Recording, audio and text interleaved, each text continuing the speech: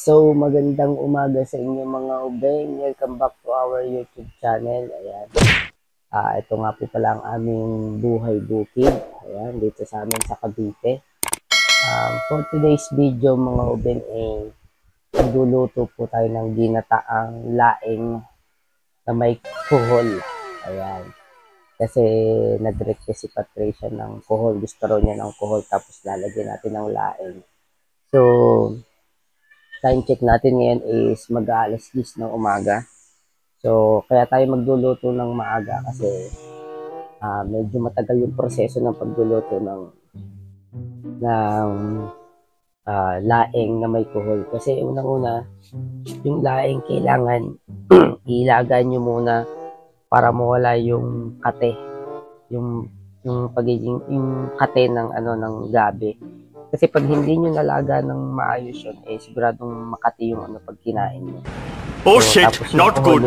Lilinisin natin isa-isa, sisisilin natin para siguradong malinis na malinis yung kuhol. Yan, tsaka lalamasin natin sa asin para matanggal yung talagang lansa niya. And then, nakabili kahapon kami ng kuhol. Konti lang naman siya, siguro mga kalahating kilo lang yata to, almost 1 kilo. Ayan.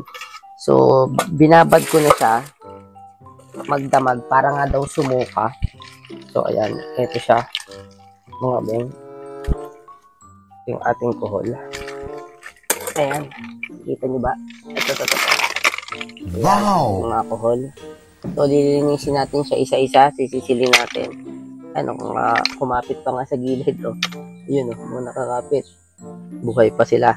So, ibig sabihin, buhay pa kasi nakakapit pa sila. Ayan. So, sisisilin natin yan isa-isa. Para siguradong laki ng isa, oh.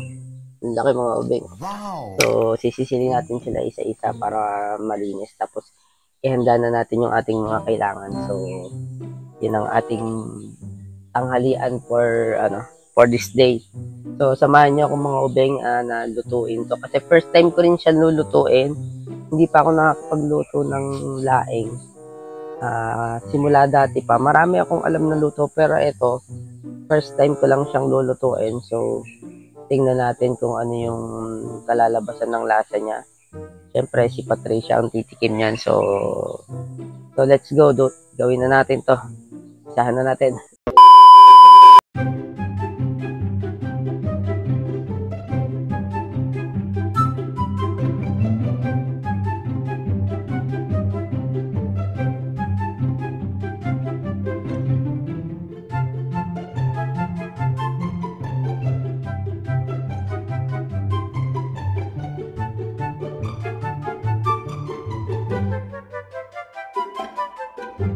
So mga ubeng, matapos kong sisilin isa-isa yung ating kuhol, ay pupukpukin naman natin siya sa likod, dito. Yan, pupukpukin natin siya para mas matanggal pa yung dumi niya. Ayan. So nasisil ko na siya isa-isa. Ito yung sisil na ginamit ko. Oh. Ayan. Tapos pagkapukpok natin, huhugasan uli natin, lalamasin natin sa asin para talagang malinis na malinis siya. Wow. Tapos tsaka natin isasalang na yung laing, palalambutin muna natin yung laing. So, para pagising ni Patricia, gulat siya, luto na yung ating ginataang kuhol na may laing. Ayan. So, pupukpukin naman natin siya isa-isa bago natin siya hugasan ulit para sobrang linis na. Meanwhile. So, mga ubeng, ayan, napukpok na natin siya sa likod at naugasan na uli natin siya ng nilamas natin sa asin. And then, ayan, pukpok na yung likod kung mapapansin nyo. Mga may wala na yung tulis niya sa likod. Ayan, napagpupukpok na natin. And then, nalinis na uli natin siya. Dalawang linis pa uli tayo para talagang malinis na malinis. So, nilamas nga natin siya sa asin matapos nating sisilin. Ayan na po si Patricia, kagigising lang. And then, yung laing, sinalang na natin. Andito na yung laing. Para mawala yung kati niya, kailangan natin siyang ilaga muna. Ayan. So, may kasamang tangkayan. So, hintayin muna natin siyang kumulong maigi, yung kulong-kulo. Then, iigahin na, tatanggalin natin siya sa tubig, pinaglagaan. And then, doon na pwede na tayo mag-start mag-gisa ng bawang, sibuyas, tsaka luya. Importante luya mga ubeng sa pagluluto nito. Kasi nga, para mawala yung lansa nung kuhol. So magagayat na tayo ng bawang sibuyas para magpisa na tayo maggisa. So ayan mga ubeng, sa pagkakataong to ayan na ay kumulo na yung ating laing. So ide-drain na lang natin siya para maya ay magagayat naman tayo ng bawang sibuyas luya para ready na tayo maggisa at maluto na natin yung ating kuhol na may laing. Importante kasi talaga na ilaga muna tong dahon ng gabi at yung tangkay para mawala yung pangangati pag niluto nyo na. So ayan lang, dinedrain ko lang siya maigi. Then after nyan tayo ay magagayat na ng bawang sibuyas at luya para ready na tayong maggisa. So ayan na nga, magagayat na tayo ng bawang sibuyas luya para ready na tayong maggisa ng ating ginataang kuhol na may laing. So ayan, gagayat lang tayo. Gagayatin lang natin na maliliit yung luya tsaka yung ating sibuyas. Dinamihan ko yung luya para mawala yung lansa ng kuhol. Ayan, kasi importante yun para pag kinain natin wala tayong malalasang lansa kahit yung sabaw, yung pinakagata. So importante lalagyan nyo ng luya. Yung iba nga nilalagyan pa yun ng tanglad, pero dahil wala akong tanglad, luya na lang muna ang nilagay ko. Makakatanggal din naman kasi ng ng lansa. Tsaka nilinis nating mabuti yung ating kuhol bago natin lutuin. A few moments later. So ayan mga ubeng, magigisa na tayo ng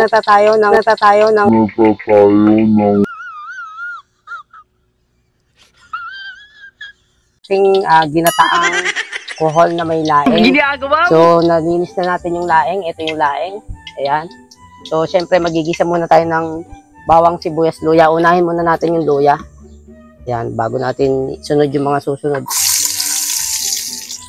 Importante may luya mga ubeng para mawala yung lansa ng kuhol na lulutuin natin. Sobrang lakas ng ating apoy. Ayan. Yan, pagka medyo umaano-ano na yung luya natin, pwede na natin isunod yung ating sibuyas. Ayan. Sibuyas. So, huwag nyo kakalimutan luya para mawala yung lansa ng ating kuhol. Kasi alam naman natin na, pero nilinis ko naman siyang maigi. Kagabi pa lang binabad ko na siya sa tubig para sumuka siya, maalis yung mga dumi na nakain niya. And then yun nga, sinisil natin kanina. Pagkasisil, pinukpok natin yung puwet, nilagyan natin nilamas pa natin sa asin. Pagkalamas natin sa asin, hinugasan pa uli natin. Nasunod naman natin yung bawang. Yun nga, nilamas natin sa asin yung kuhol para sobrang linis na linis. Para masarap ang ating tanghalian ngayon. Ayan, gisa-gisa lang natin. Then pagkagisa, pwede na natin isama yung ating kuhol. Isama na natin.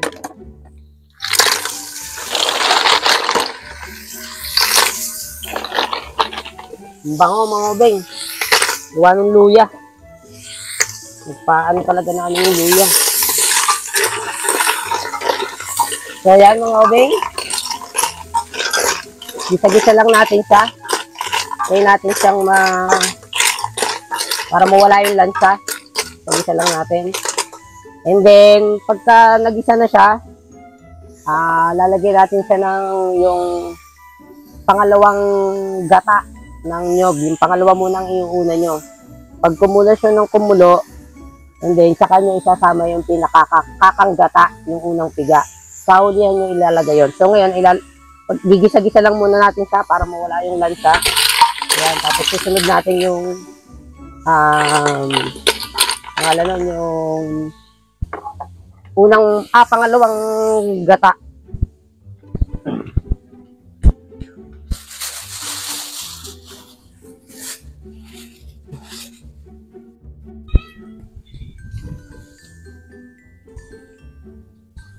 So yan mga ubeng, ito na yung yung ating pangalawang gata at kakang gata. Ito yung pangalawang gata, yung pangalawang piga na gata. So lalagyan natin siya para hanggang sa kumulo siya.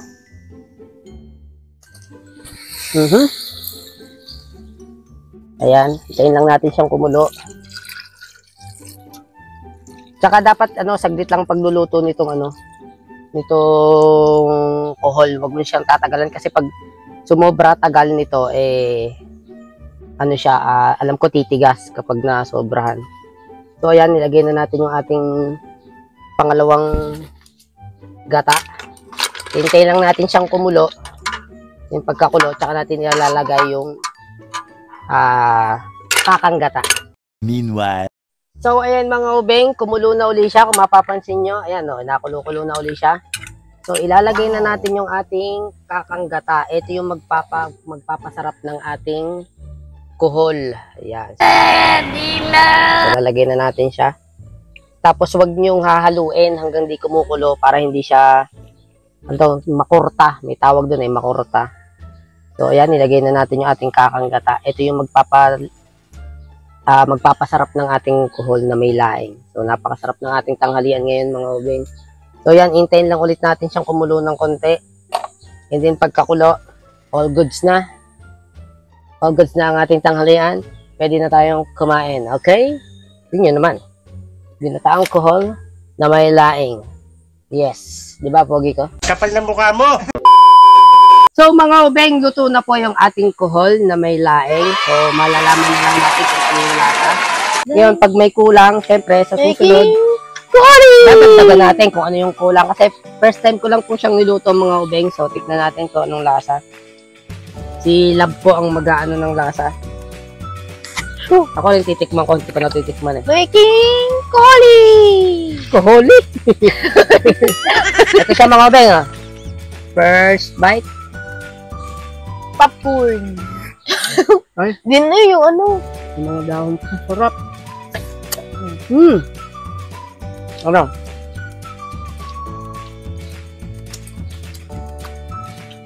Silence means approve. Wala pa ako sinasabi. Ay, ang sarap. Umuki! Ang sarap mga ubeng. Wala. Approve. Okay na siya. So, yun lang mga ubeng. Maraming salamat sa panonood sa aming buhay bukid. Hanggang sa susunod na vlog. Sa mga bago pa lang sa aming channel, ayan. Please like, comment, share, and subscribe. And click mo yung subscribe button and notification bell para updated po kayo sa aming mga vlog. So, hanggang sa susunod na vlog mga ubeng. Maraming salamat and bye-bye. God bless.